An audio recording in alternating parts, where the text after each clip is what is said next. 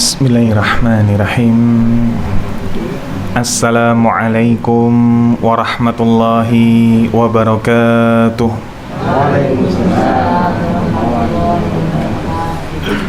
Alhamdulillah, alhamdulillahilladzi bini'matihi tatimmus salihat wa bifadlihi ihtadal muhtadun.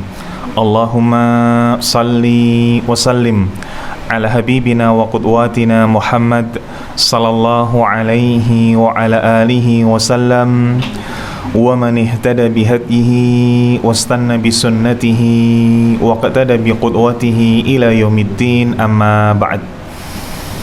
Alhamdulillah, ikhwatal iman, ahabbakumullah, para jamaah sekalian, bapak-bapak dan ibu-ibu, ayahanda dan ibunda yang mencintai sunnah dan dicintai oleh Allah Azza wa Jal. Bersyukur kita kepada Allah di pagi hari ini. Allah masih senantiasa melimpahkan kepada kita nikmat dan juga rahmatnya. Allah masih saja melimpahkan kepada kita nikmat iman yang merupakan nikmat terbesar, lalu nikmat sehat dan juga nikmat waktu luang, dua nikmat yang sering kali kita lalaikan. Allah Azza wa Jal juga masih senantiasa melimpahkan kepada kita rahmatnya berupa ketundukan hati, berupa kepekaan hati untuk dapat merasakan dan memanfaatkan nikmat-nikmat tersebut dalam rangka ketaatan. Semoga duduknya kita, menyimaknya kita pada kesempatan di pagi hari ini tercatat di sisi Allah Azza wa Jalla sebagai sebuah ketaatan yang memperberat timbangan kebaikan kita kelak di yaumil qiyamah. Salawat dan salam juga senantiasa kita haturkan pada junjungan kita bersama Nabiullah Muhammad sallallahu alaihi wa ala alihi wasallam, juga pada keluarga beliau, istri-istri beliau, sahabat-sahabat beliau dan seluruh pengikut beliau yang senantiasa istiqamah menjalankan sunnah beliau sallallahu alaihi wa ala alihi wasallam. Alhamdulillah, bapak-bapak dan ibu-ibu sekalian, ayahanda dan ibunda yang mencintai sunnah dan dicintai oleh Allah Azza wa Jal, insyaallah di pagi hari ini kita tidak akan melanjutkan tentang hadis Arba'in An-Nawawi yang semestinya kita masuk pada hadis ke-18, maka di pagi hari ini kita akan membahas bersama-sama fikih i'tikaf. Fikih tentang i'tikaf. Ini materi yang penting untuk kita ketahui di momen-momen seperti ini, sekaligus ini menunjukkan tentang bagaimana Masya Allahnya jemaah Masjid Mangunagaran.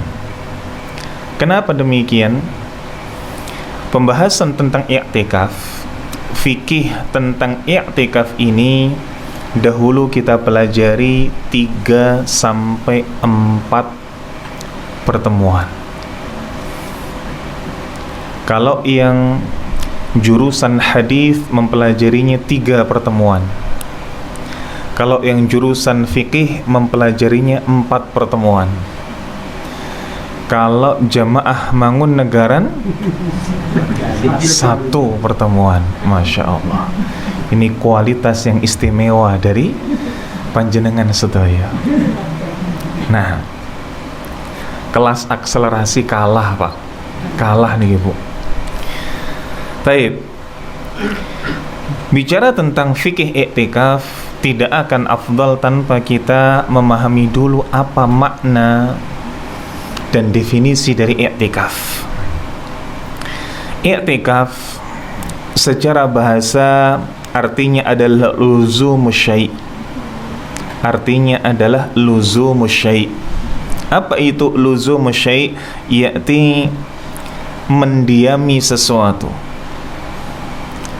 menahan diri pada sesuatu.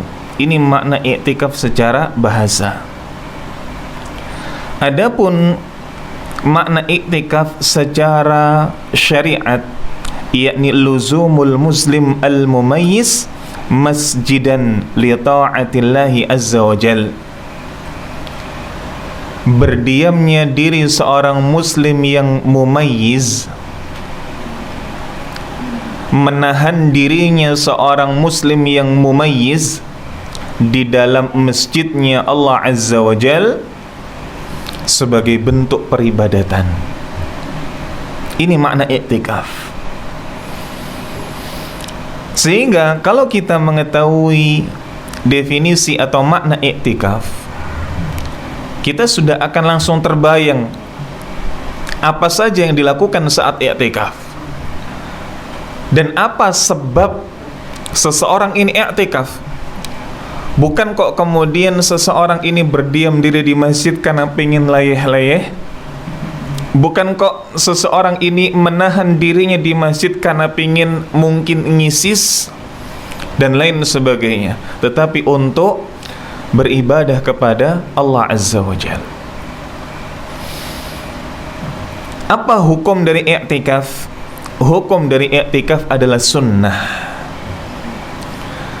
Allah Azza wa Jalla berfirman dalam surat Al-Baqarah ayat 125, Allah mengatakan, antahhira baitiya lit-ta'ifina wal-'akifina war-ruk'is sujud. Yakni sucikanlah rumahku, yakni Baitullah, masjid-masjid Allah, untuk orang-orang yang ta'ifin, orang-orang yang tawaf. Berarti ini khusus di Masjidil Haram. Begitu pula untuk akifin, orang-orang yang beriktikaf. Iktikaf ini perbuatannya, orangnya disebut mu'takifin. Dan juga untuk orang-orang yang sedang akifin, yang sedang melakukan i'tikaf, warruk'is sujud, dan orang-orang yang rukuk serta orang-orang yang sujud. Ini adalah salah satu dalil.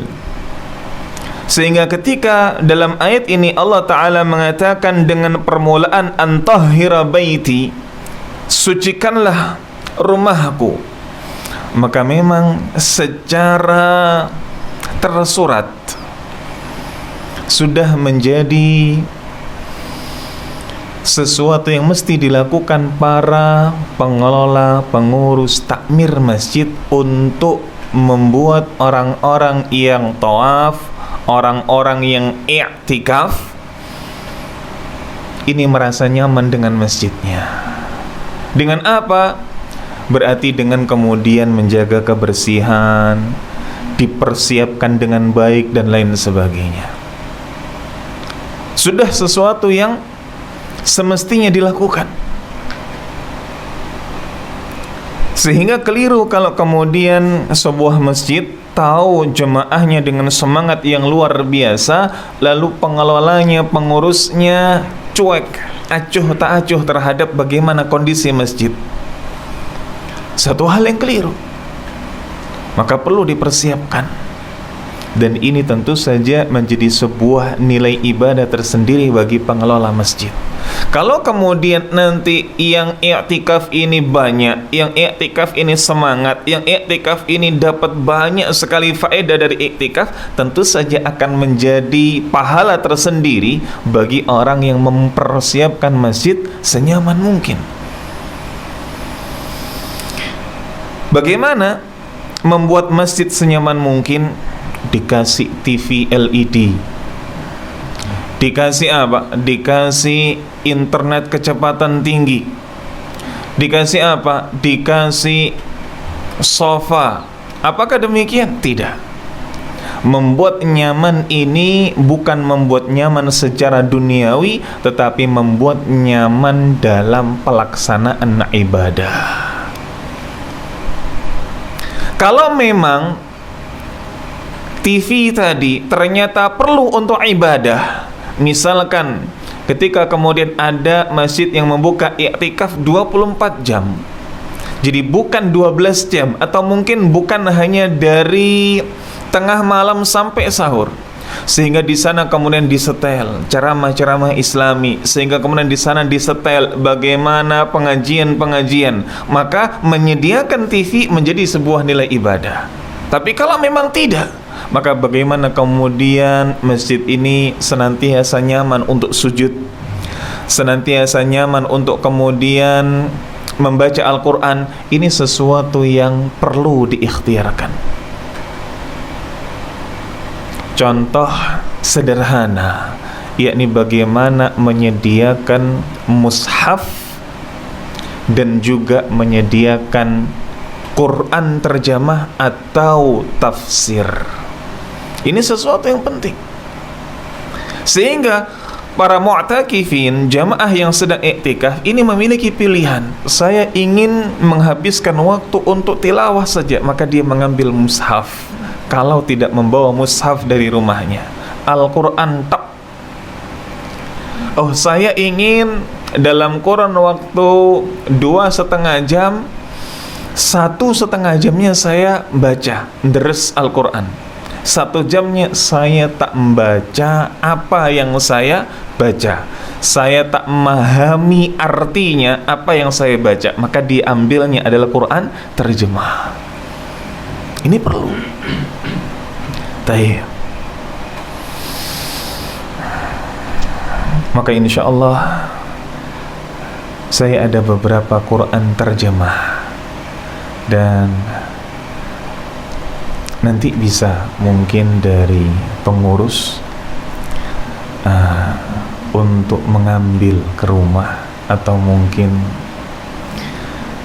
disepakati waktunya ada kurang lebih 10 Al-Quran terjemah dalam kondisi yang baru, enak dibaca, enak dipahami, enak dimengerti, insya Allah khusus untuk jamaah Masjid Mangunagaran. Nah, berikutnya, termasuk di antara dalil dari pensyariatan i'tikaf yang bersumber dari hadis Nabi sallallahu alaihi wasallam adalah apa yang dituturkan oleh Ummul Mukminin Aisyah radhiyallahu anha. Beliau mengatakan anna Nabi sallallahu alaihi wasallam kana ya'takiful 'ashral awakhir min Ramadan hatta tawaffahu Allah. Nabi sallallahu alaihi wasallam itu biasa beriktikaf di 10 hari terakhir bulan Ramadan hatta tawaffahullah, sampai Allah wafatkan beliau. Artinya ini sebuah kebiasaan beliau, ini sesuatu yang sudah beliau lazimkan, sesuatu yang sudah beliau biasakan. Untuk apa? Untuk beriktikaf selama hayat beliau. Sehingga jangan sampai kita mengaku sebagai seorang muslim cinta terhadap sunnah beliau, apalagi mengaku ahlus sunnah wal jamaah, ditanya umurnya pinten 40, umurnya pinten, sampai nyebut wah saya sudah dapat bonusnya sudah 10 tahun, berarti usianya 73. Pernah iktikaf mboten? Mboten. Jangan sampai. Kenapa? Ini sesuatu yang dilazimkan oleh Nabi terus menerus sepanjang hayat beliau. Tapi kita sebagai umat yang mengaku cinta kepada beliau, 1 kali seumur hidup kita belum pernah i'tikaf. Na'udzubillah wal iyadzubillah. Harus.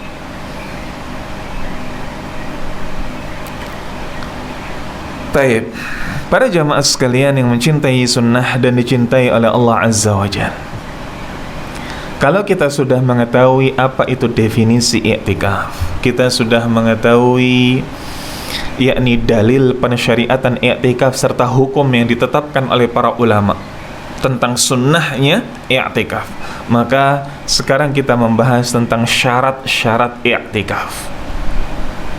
Sebagaimana ibadah-ibadah yang lain, dia punya syarat, sesuatu yang harus dipersiapkan sebelum memulai ibadah.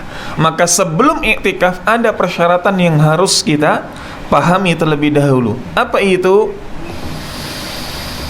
Yang pertama, hendaklah seorang yang beriktikaf itu adalah seorang yang adil. adil di sini bukan adil dalam bahasa Indonesia, tapi adil di sini adalah dalam bahasa sebuah syarat ibadah. Apa itu adil dalam bahasa syarat ibadah? Muslim, baligh, aqil. Ini adil dalam bahasa fiqih. Muslim, baligh, kenapa Pak? Aqil. Seorang yang muslim, seorang yang dia dewasa, seseorang yang dia aqil, berakal. Nah, baligh di sini kemudian dijelaskan oleh sebagian ahlul ilm, tidak harus baligh. Boleh seseorang ini iktikaf di masjid padahal masih bocah, padahal mungkin masih anak-anak, dengan catatan dia sudah tamyiz. Apa itu tamyiz? Nalarnya sudah main, nalarnya sudah matang, sudah bisa membedakan mana yang baik, mana yang lebih baik, sudah bisa membedakan mana yang salah dan mana yang jauh lebih salah. Ini tamyiz. Kurang lebih usia 7 tahun. Maka sah seseorang ini tatkala dia mengajak anaknya yang usia 7 tahun, 8 tahun untuk iktikaf bareng dengan dirinya, sah. Sebagaimana ketika orang tua nyuruh anaknya untuk sholat ketika usia 7 tahun, sah sholat mereka. Yang kedua, apa syarat iktikaf? Niat. Hendaklah seseorang ini memasang niat bahwa apa yang akan dilakukannya adalah untuk ibadah di masjid, berdiam diri di sana untuk i'tikaf. Dan kita tahu bersama dalam hadis yang sudah kita bahas, innamal a'malu bin niat. Sejatinya segala amalan itu bergantung dengan niatnya. Orang ke masjid, berdiam diri di sana 2 jam, 3 jam, tapi niatnya apa? Saya bosan di rumah, capek telinga dengar omelan istri misalkan. Akhirnya 2 jam, 3 jam di masjid, dapat tidak pahala iktikaf? Enggak. Atau supaya adil, saya tak nopo, saya tak di masjid 2 jam, 3 jam. Ngapain? Bosan dengar cerita yang itu saja dari suami. Buat yang ibu-ibu, maka 2 jam, 3 jam ini akhirnya yang bisa bernilai iktikaf menjadi hilang. Tidak ada apa-apanya, tidak ada nilai iktikafnya sama sekali. Maka kalau kemudian kita pasang niat iktikaf, akhirnya 2 jam, 3 jam itu bisa menjadi pahala iktikaf. Walaupun nanti akan kita jelaskan, yakni bagaimana iktikaf itu secara waktu. Adakah waktu minimalnya? Apakah boleh iktikaf ini cuma sesaat, atau mungkin harus 10 hari sebagaimana tadi disebutkan oleh Aisyah, atau boleh di sana 12 jam? Bagaimana secara fikih? Insyaallah nanti akan kita jelaskan. Yang ketiga, di antara syarat i'tikaf, yakni hendaklah dilakukan di masjid. Dan khusus bagi laki-laki, hendaklah di masjid yang biasa digunakan untuk salat jamaah dan salat Jumat. Karena ada di sana mungkin musala yang dia tidak dilaksanakan salat 5 waktu. Zuhur, asar misalkan enggak. Ada sebagian musala yang demikian. Karena mungkin zuhur, asar masyarakatnya semuanya kerja sehingga tidak ada salat di sana.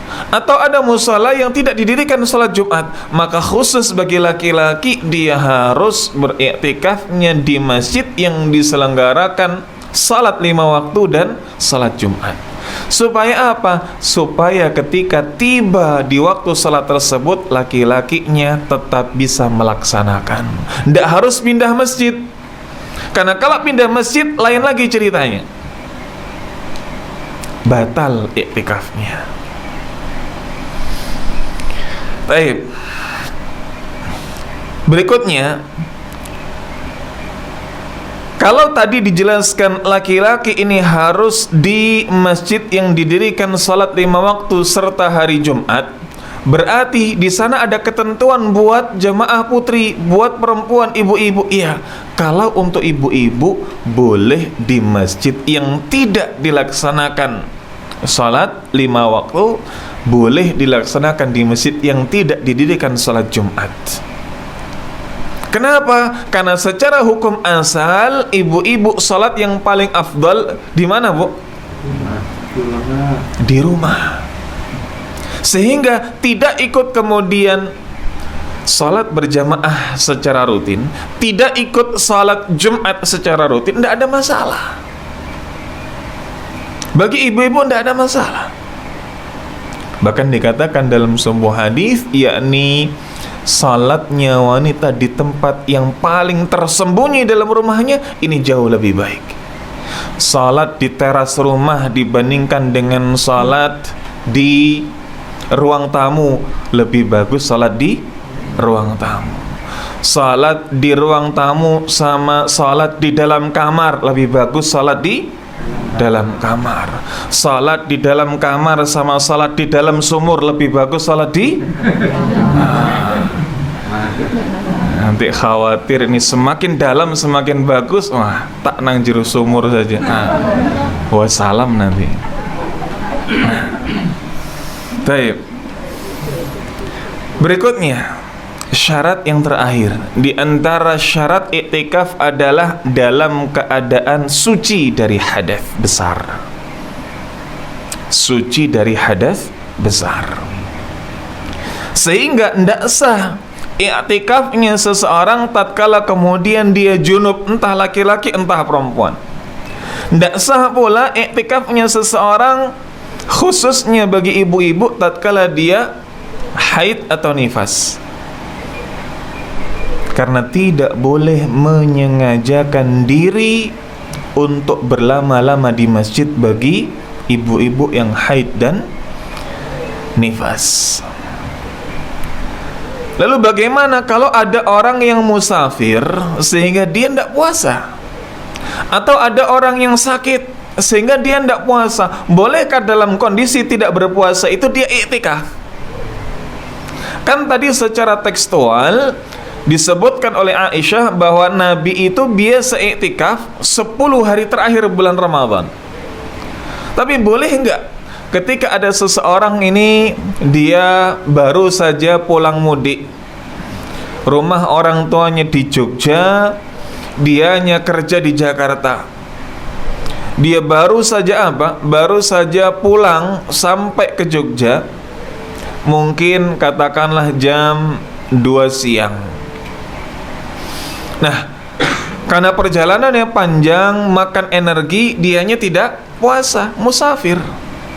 Sampai di rumah jam 2 setelah sungkeman, kangen-kangenan, lalu habis asar niat iktikaf sampai malam.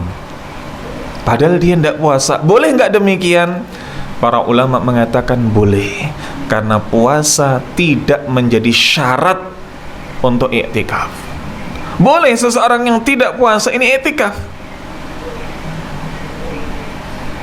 Nah,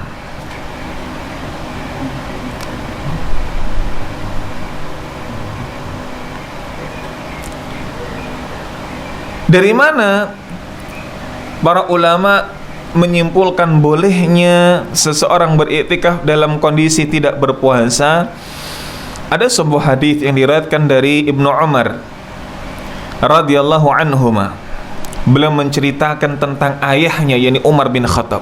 Beliau mengatakan, anna Umar, bahwasanya bapakku yakni Umar pernah mengatakan, ya Rasulullah, inni nadhartu fil jahiliyah an a'takifa laylatan fil masjidil haram.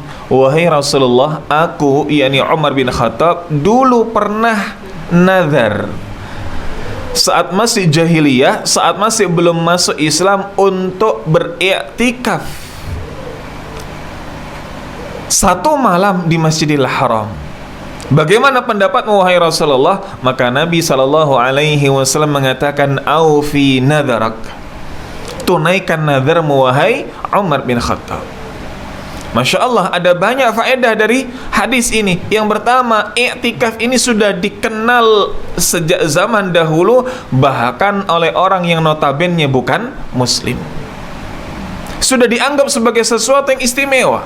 Berdiam diri di masjid ini sudah dianggap sesuatu yang istimewa oleh orang zaman dahulu.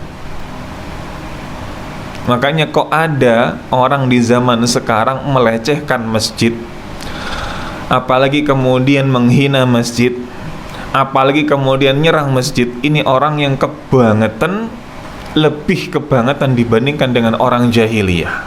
Orang jahiliyah saja mengakui berdiam diri di masjid ini sesuatu yang mulia. Lah kok dia kemudian nyerang masjid, menghinakan masjid.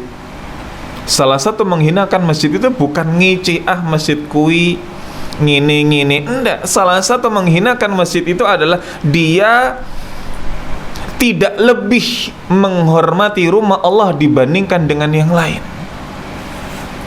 Dia lebih mengistimewakan tempat peribadatan orang kafir dibandingkan dengan rumah Allah. Ini bentuk pelecehan terhadap masjid.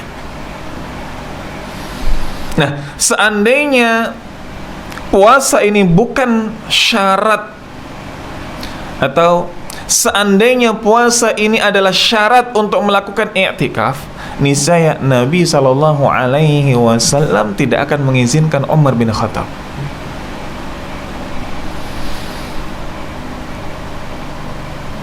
Dan seandainya puasa ini menjadi syarat orang yang beriktikaf, niscaya tidak akan ada iktikaf di malam hari, harus di siang hari, di saat orang sedang puasa. Tapi syariat tidak mengatur demikian. Syariat mengatakan seseorang ini boleh iktikaf dengan syarat-syarat yang kita sebutkan tadi. Mau pagi, mau siang, mau malam, asalkan syarat ini terpenuhi, maka baginya pahala iktikaf. Taib. Berikutnya, poin yang penting untuk kita pahami bersama adalah tentang zamanul i'tikaf. Waktu untuk i'tikaf. Kapan waktu untuk i'tikaf dan juga masanya ini yang tepat? Disebutkan di sini al-mukthu fil masjid مقدارا من الزمان وهو ركن الاعتكاف فلو لم يقع المكث في المسجid لم ينعقد الاعتكاف. Berdiamnya diri seseorang di masjid walaupun hanya sesaat, asalkan dia memenuhi syarat-syarat yang tadi kita sebutkan, termasuk rukun i'tikaf,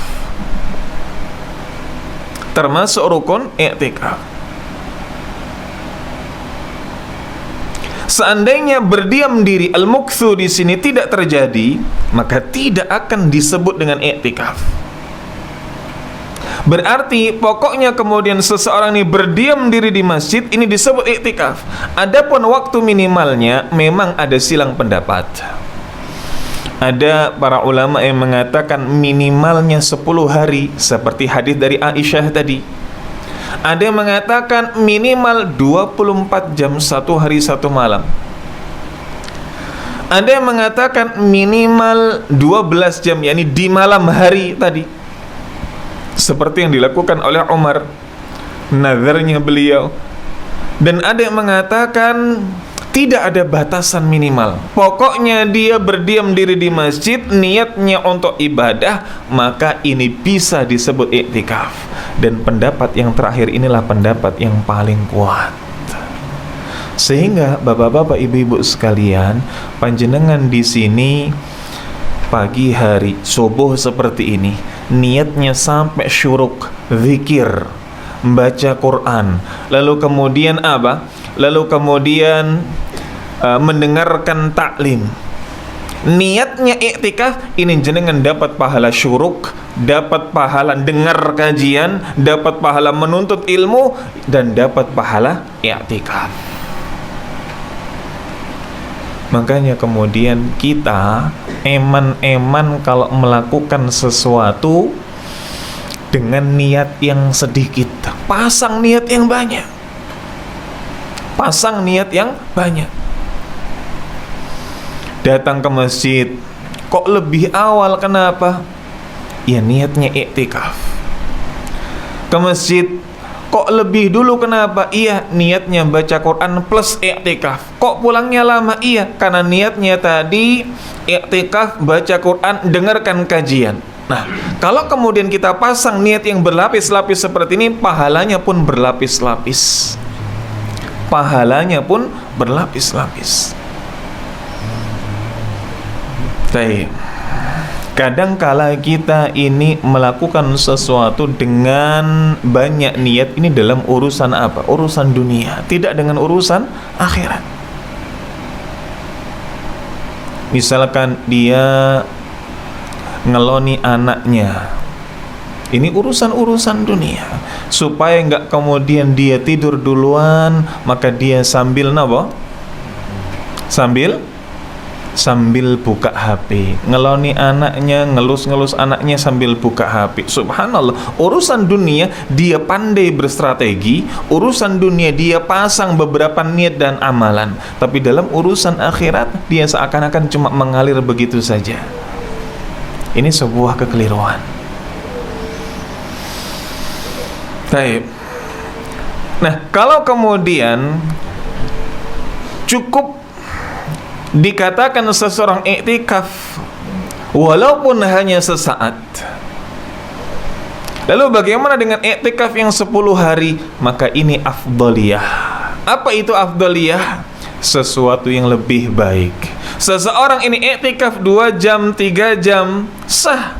Misalkan bangun nanti di 10 hari terakhir, bangunnya jam 1 sampai kemudian apa? Sampai sahur dia di masjid, deres Al-Quran dan lain sebagainya, salat berulang-ulang kali, maka ini bisa disebut dengan iktikaf.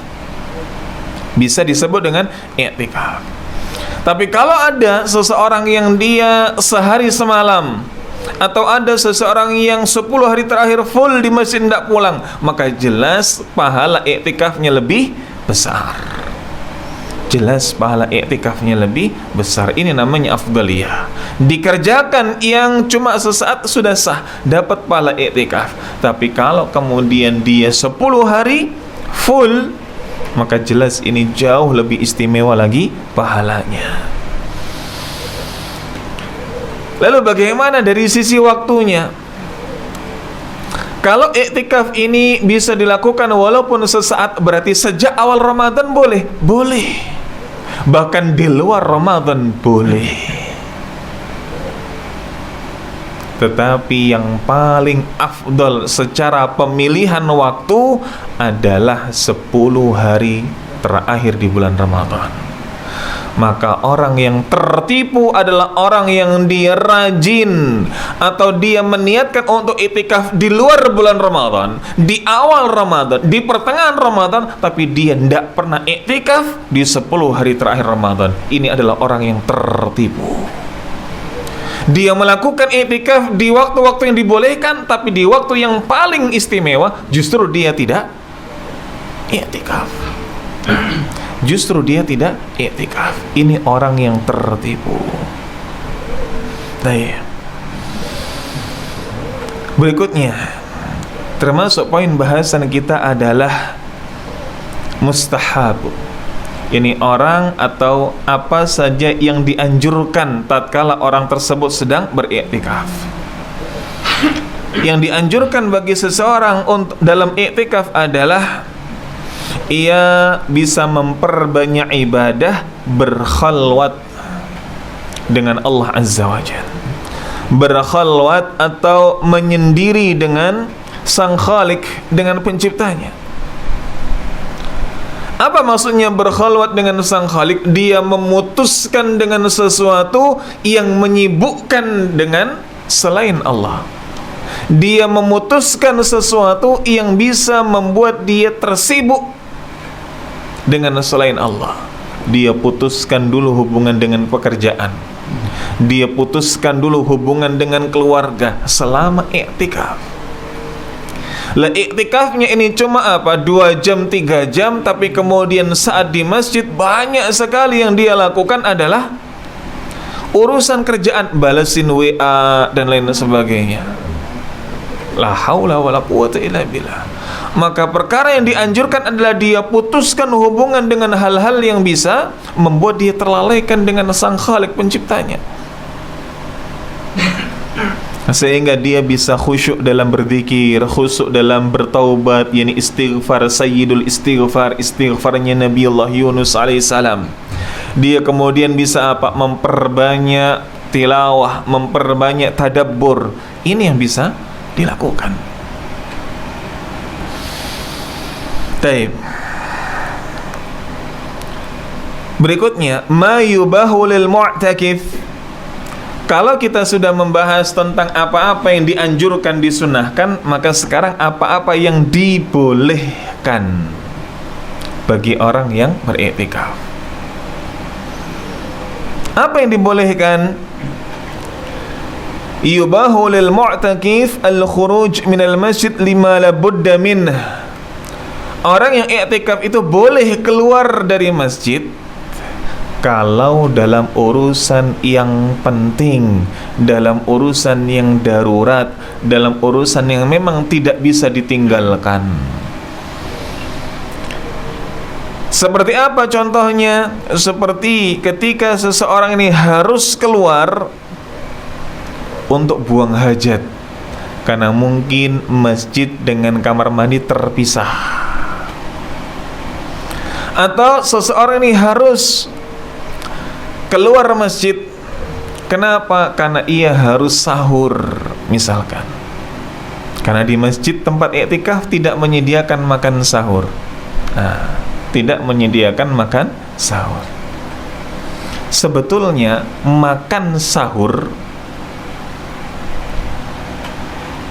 atau sebetulnya sahur itu adalah makanan yang kita makan sebelum subuh. Sahur secara definisi itu makanan.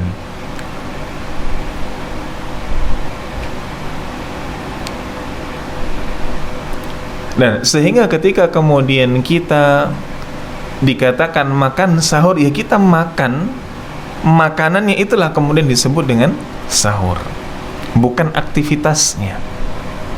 Taib. Ikhwatal iman, ahabakumullah, para jamaah sekalian yang mencintai sunnah dan dicintai oleh Allah Azza wa Jalla. Begitu pula termasuk di antara yang dibolehkan bagi orang yang beriktikaf, yakni boleh baginya untuk berdiskusi, boleh baginya untuk banyak berbicara fil umurid diniyah, dalam perkara-perkara agama. Dia berdiskusi tentang zakat, dia ngitung tentang zakatnya, zakat perniagaan misalkan, zakat mal. Dia berdiskusi tentang permasalahan agama, ada nggak sih sebetulnya zakat profesi? Ini boleh. Jadi banyak berbicara, banyak diskusi, tapi dalam perkara agama ini boleh. Bukan kok kemudian ini dia harus diem saja deres Al-Quran, enggak. Kalau dalam perkara agama boleh. Begitu pula boleh dia banyak membaca buku-buku agama, bukan membaca statusnya orang.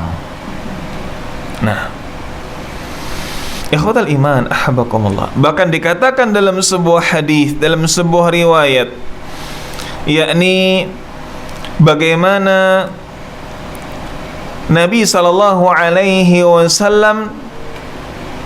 dikunjungi oleh istri-istri beliau tatkala beriktikaf, maka beliau pun berbincang-bincang.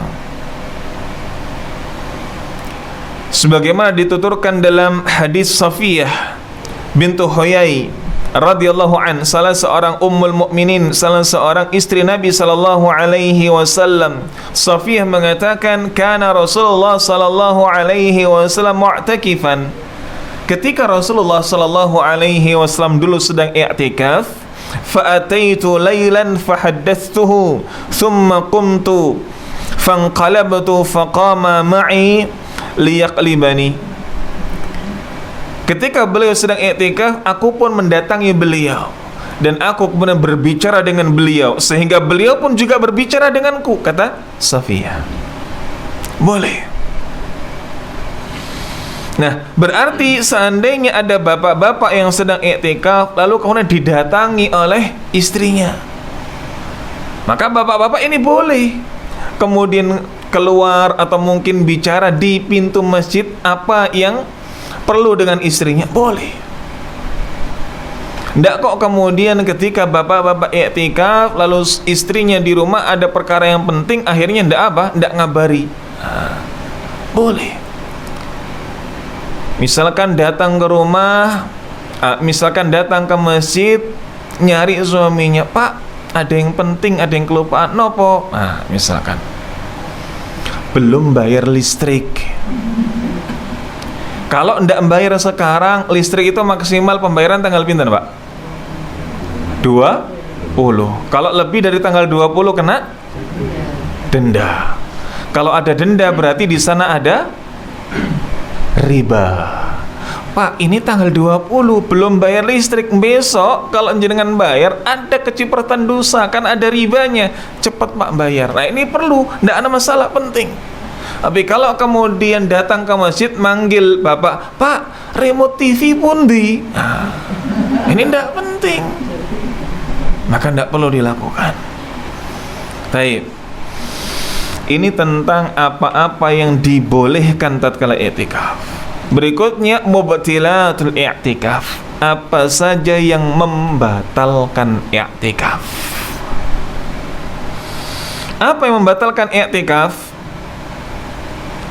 Yang pertama, i'tikaf itu batal karena al-khuruju minal masjid li ghairi hajatin amdan. I'tikaf ini batal tatkala seseorang keluar dari masjid tanpa ada keperluan dengan sengaja. Misalkan ketika seseorang ini ke masjid niat i'tikaf tapi kemudian keluar, sengaja keluar, bukan untuk apa? Bukan untuk satu keperluan yang penting.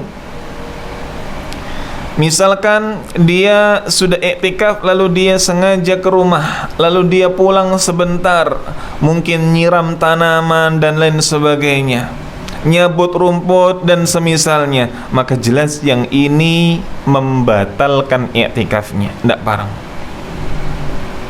Kalau sudah niat iktikaf, ya sudah, harus luzum di masjid, harus berdiam diri di masjid. Konsekuensinya begitu, tinggalkan dunia.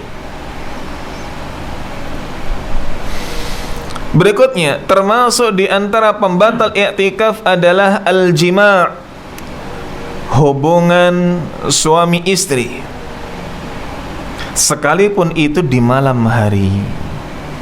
Sekalipun itu di malam hari. Ini sesuatu yang tidak boleh. Kenapa? Karena tadi kita sebutkan dalam syarat i'tikaf adalah suci dari hadas. Sedangkan berhubungan suami istri membuat berhadas besar. Jelas sesuatu yang keliru. Sehingga termasuk pula sesuatu yang membatalkan i'tikaf ketika seseorang ini di masjid tidur lalu mimpi basah, maka batal i'tikafnya. Dia harus apa? Dia harus mandi besar dulu, baru kemudian niat untuk i'tikaf lagi. Berikutnya, termasuk di antara yang membatalkan i'tikaf adalah dhahabul aqli, hilangnya akal. Ketika i'tikaf lalu tiba-tiba dia tidak sadar, pingsan, batal i'tikafnya karena hilang akal.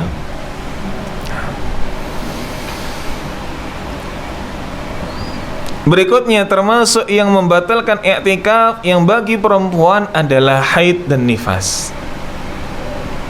Ketika sedang i'tikaf kok tiba-tiba datang bulan, ya sudah, segera pulang.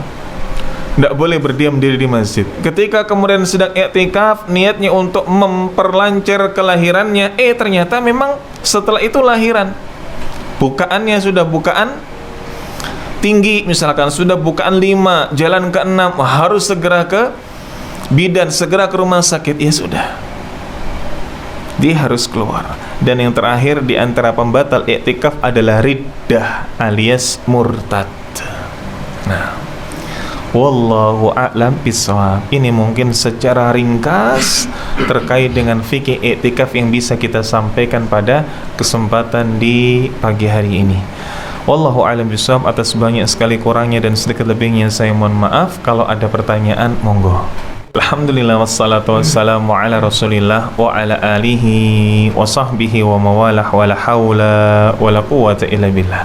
Bagaimana ketika sudah niat i'tikaf lalu ada hal yang membatalkannya dari apa yang sudah kita sampaikan tadi? Keluar dengan sengaja, hilang akal dan lain sebagainya. Boleh enggak selang beberapa menit, selang beberapa saat dia datang lagi ke masjid memperbaharui niatnya, iya saya sekarang i'tikaf? Jawabannya boleh. Jawabannya boleh. Sehingga contoh ketika ada seseorang yang dia niat i'tikaf, misalkan dari jam 12 malam sampai kemudian waktu sahur. Kalau sahur dia jam 4, berarti ada waktu 4 jam dia i'tikaf. Ketika kemudian dia sudah i'tikaf, jalan 1 jam, jalan 2 jam, lalu tanpa sadar ternyata dia keluar dari masjid. Apa yang dilakukan? Mungkin ngasih makan ayam. Ada enggak Pak ngasih makan ayam malam-malam Pak? Kalau niatnya ngasih makan sahur ayam lah, mungkin saja. Setelah dia begitu, dia baru sadar, astagfirullah. Ya sudah, akhirnya dia selesaikan apa yang menjadi urusannya, kembali lagi. Sehingga kalau kemudian di total, di luar dia mungkin setengah jam, lalu dia kembali lagi, berarti setelah dia kembali lagi melanjutkan niat i'tikafnya, total i'tikaf dia tidak 4 jam. Bisa jadi cuma 3 jam, bisa jadi cuma 3 jam setengah. Ini boleh, tidak ada masalah.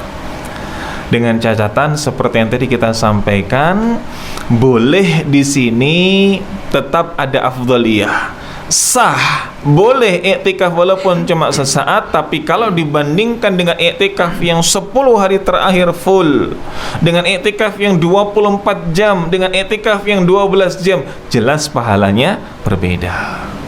Yang kedua, bagaimana kalau seorang wanita, ibu-ibu, ini dia salat ke masjid? Kira-kira salatnya ibu-ibu di masjid dengan yang di rumah lebih bagus mana? Lebih baik mana? Maka yang harus kita lakukan di sini adalah meninggalkan hitung-hitungan manusia dan mengambil apa yang terbaik menurut Allah. Tatkala Allah menyampaikan melalui lisan Nabi yang mulia bahwa salat berjamaah ini khairun min 25 atau 27, lebih baik 25 derajat sampai 27 derajat dibandingkan dengan yang salat sendirian. Ini Nabi SAW memberikan perumpamaan hitung-hitungan dunia. Nah, kalau kita bicara afdal, hilangkan hitung-hitungan dunia ini. Kalau kita bicara afdal, maka kita bicara yang terbaik menurut Allah. Sehingga antara punten ibu-ibu yang salat jamaah di masjid dengan yang salat sendirian di rumah, lebih baik ibu-ibu yang salat berjamaah di rumah. Nah, kalau yang di rumah sendirian pripun, tetap yang lebih baik di mata Allah adalah yang salat sendirian di rumah. Loh, kan kalau di masjid 27 derajat, ini hitung-hitungan apa, Bu? Manusia. Nabi menyampaikan ini supaya kita kemudian bisa berpikir inilah hitung-hitungan dunianya. Tapi secara afdaliyah yang paling afdal adalah di di rumah. Di rumah ibu. Yang paling afdal itu di rumah. Di masjid ini yang paling afdal untuk bapak-bapak. Lah bagaimana Ustadz, bapak-bapak ini kalau urusan ngeramekan masjid kalah dibanding ibu-ibu. Lalu kenapa mboten, Bu? Nah, maka ini sebetulnya tamparan buat bapak-bapak. Masa imam kalah sama makmumnya? Kan begitu. Makmum dalam rumah tangga kan ibu-ibu. Masa imam kalah dengan makmum? Sehingga kalau ditimang secara pahala, maka lebih besar salat di rumah. Kenapa?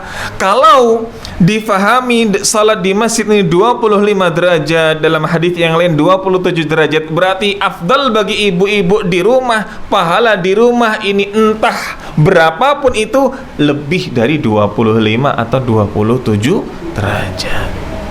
Ini. Sehingga apa?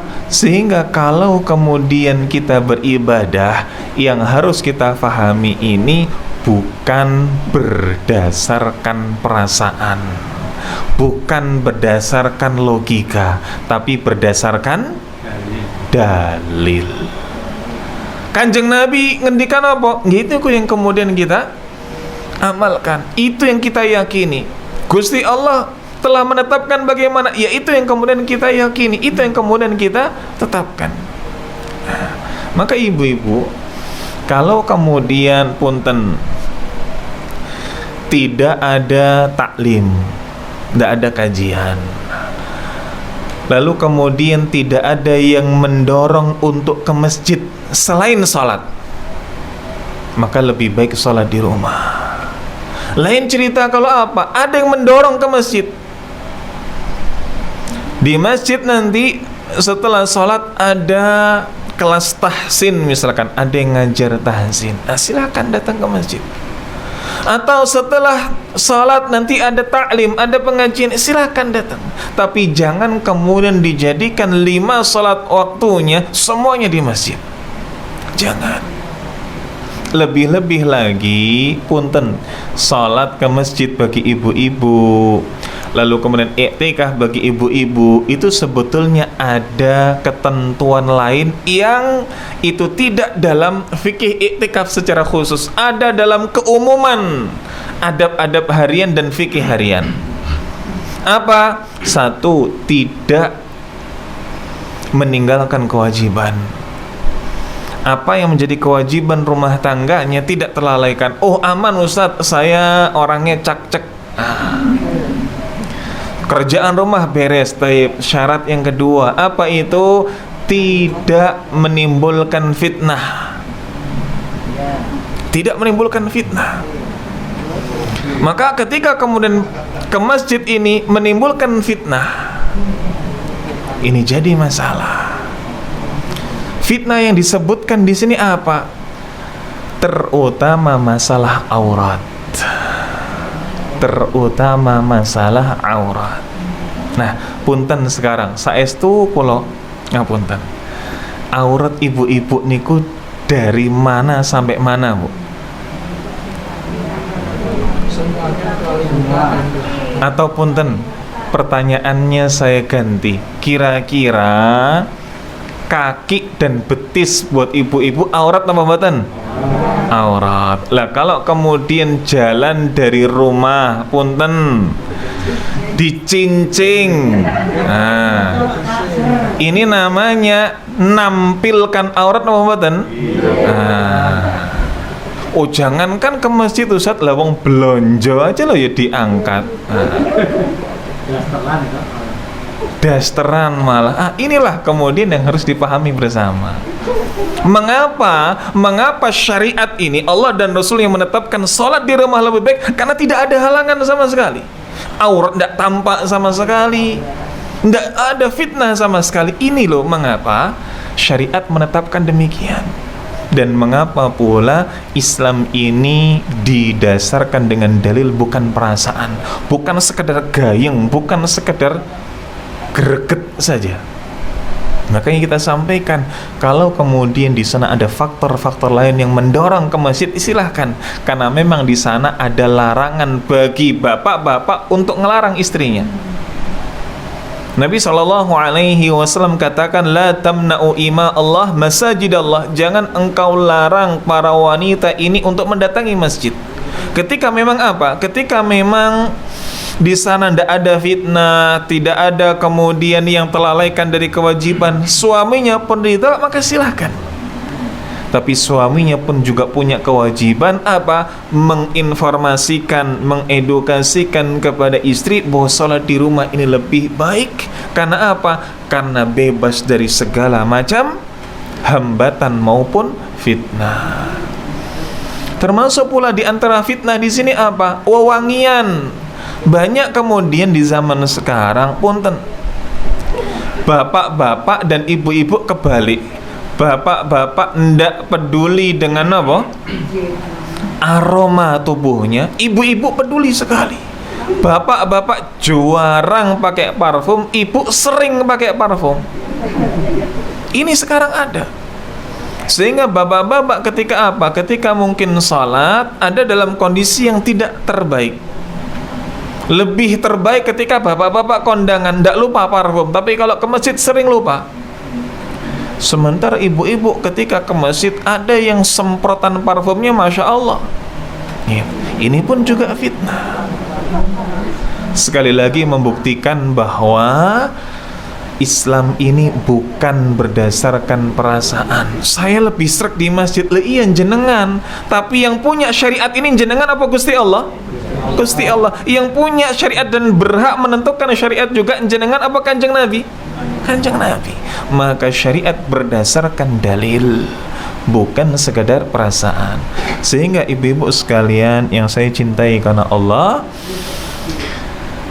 bukan kemudian tidak usah ke masjid sejak sekarang. Nanti muncul gosip, niku lho Ustaz Rosid ngelarang ke masjid. Belain kalau begini. Silahkan ke masjid, dan bapak-bapak juga tidak boleh menetapkan nggak boleh sekarang ke masjid. Silahkan ke masjid, tetapi harus dipahami. Ini yang pertama, harus dipahami, salat di rumah tidak berarti pahalanya lebih sedikit dibandingkan ke masjid bagi ibu-ibu. Kalau bagi bapak-bapak iya, salat di rumah lebih sedikit pahalanya, rugi bapak-bapak ke masjid. Tapi bagi ibu-ibu tidak. Yang kedua, setelah dipahami bahwa bagi ibu-ibu salat di rumah tidak lebih sedikit pahalanya, dipahami pula bahwa ke masjid terus-menerus juga sesuatu yang tidak pas. Silahkan ke masjid ketika ada banyak faktor pendorong yang tidak bisa didapatkan ketika salat di rumah. Ada mungkin tahsin bareng ibu-ibu, di mana di masjid, silahkan datang ke masjid setelah sholat karena ada tahsin setelahnya. Silahkan kemudian taklim. Karena apa? Karena memang ada setelah sholat. Ini silahkan. Tapi misalkan sholatnya hanya sekedar sholat, tidak ada kegiatan apa-apa, lebih baik sholat di rumah. Wallahu a'lam bishawab. Nah, ada pertanyaan lain? Alhamdulillah wassalatu wassalamu ala rasulillah wa ala alihi wa sahbihi wa mawalah wa la hawla wa la quwwata illa billah. Yang pertama tentang bagaimana i'tikaf kalau sebagian berpendapat lampu dimatikan. Jadi dalam kondisi peteng. Apakah yang demikian ini ada dalilnya? Ini pertanyaannya. Karena tadi kita sudah sampaikan, beragama ini bukan dengan perasaan, bukan dengan akal. Karena kalau dengan perasaan, dengan akal, masing-masing orang akan berbeda-beda. Sehingga seakan-akan Islam tidak punya ketentuan baku. Tapi namanya dalil, ini ketentuan yang baku. Apakah kemudian memetengkan masjid? Memetengkan beda lagi. Membuat peteng masjid, astagfirullah. Nah, ini menjadi sesuatu yang memang disyariatkan? Jawabannya tidak. Tidak ada dalil yang di sana mengatakan bahwa I'tikaf harus dalam kondisi gelap. Nah, dalam beribadah kita harus khusyuk, mentadaburi ngaji ya, mentadaburi salat ya, kemudian khusyuk. Ini iya. Tapi kalau kemudian harus petang, enggak. Kalau harus petang itu jangan-jangan karena yang merintah ini khawatir kalau pas tidur ketahuan. Nah, kalau pas tidur ketahuan, ini jangan-jangan demikian. Wallahu a'lam bishawab. Adapun pertanyaan yang kedua, bagaimana ketika di sana ada larangan untuk menghatamkan Al-Quran kurang dari 3 hari? Iya, hadis berkaitan dengan ini hadis yang sahih. Tapi riwayat yang mengatakan bahwa sahabat ini khatam berkali-kali dalam satu salat. Bahkan kemudian Imam Syafi'i berkali-kali dalam satu salat, ana tidak tahu. Bisa jadi ini riwayat yang lemah, yang riwayatnya sahih bahwa benar dalam sehari menghatamkan beberapa kali. Tapi kalau dalam satu kali salat, wallahu alam riwayatnya benar atau salah. Tapi dalam sehari iya. Bagaimana ketika kemudian seseorang ini dia menghatamkan Al-Quran sering, banyak kali? Perlu diketahui bahwa sahabat tatkala banyak menghatamkan Al-Quran, Imam Syafi'i ketika banyak menghatamkan Al-Quran, beliau mereka radhiyallahu anhum rahimahumullah adalah orang yang paham Al-Quran. Buka mushaf Al-Quran, di surat apapun, ayat apapun dibaca, hafal, dibaca, disuruh jelaskan, ngerti. Kenapa? Bahasa mereka, bahasa Arab, kemampuan fikih mereka, kemampuan yang tidak perlu diragukan. Kita sekarang mau demikian, sudahkah kita paham dan melakukan ini? Kita hafal? Tidak. Kita lancar bacanya? Enggak. Ngerti bahasa Arab? Apalagi. Ini yang harus dipahami. Bisa sering menghatamkan Al-Quran ya karena memang hafid, karena memang dia hafal Al-Quran, karena memang apa? Karena memang bacaannya benar, dan karena paham. Sementara kita ketika tidak demikian, maka sungguh yang lebih baik bagi kita hatamkan Al-Quran 1 kali tapi bersama dengan artinya. Masya Allah, panjenengan kalau kemudian sehari setiap selesai salat 5 waktu 2 lembar,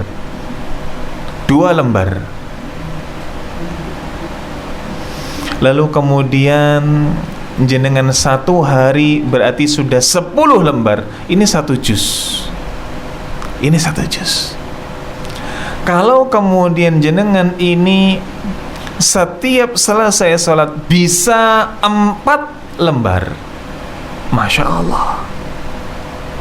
Jadi 4 lembar 1 hari ini jenengan bisa 2 juz. Sehingga menghatamkan Al-Quran, seandainya kemudian kita amalkan ini, kita bisa 10 hari terakhir sudah khatam Al-Quran. Tinggal kemudian kita apa? Mentadaburi isinya, kita baca isinya, kita kemudian resapi isinya. Ini menjadi satu apa? Menjadi satu poin tersendiri. Jangan sampai kok kemudian kita apa? Khatam berkali-kali tapi punten bacaannya aut-autan. Yang kedua apa? Ndak paham sama sekali karena ndak sempat baca isinya. Ini jangan sampai demikian. Wallahu a'lam bishawab. Baik, ini mungkin bapak-bapak dan ibu-ibu sekalian yang bisa kita sampaikan. Atas banyak sekali kurangnya dan sedikit lebihnya, saya mohon maaf. Semoga yang sedikit ini melahirkan keberkahan untuk diri kita semuanya, sehingga dengan keberkahan tersebut ketika ada di antara kita yang sedang sakit, semoga Allah sembuhkan. Dengan keberkahan tersebut ketika ada di antara kita yang sedang punya hajat, semoga segera Allah kabulkan. Akhiru kalam wa akhiru da'wan anil hamdulillahi rabbil alamin. Thumma assalamu alaikum warahmatullahi wabarakatuh.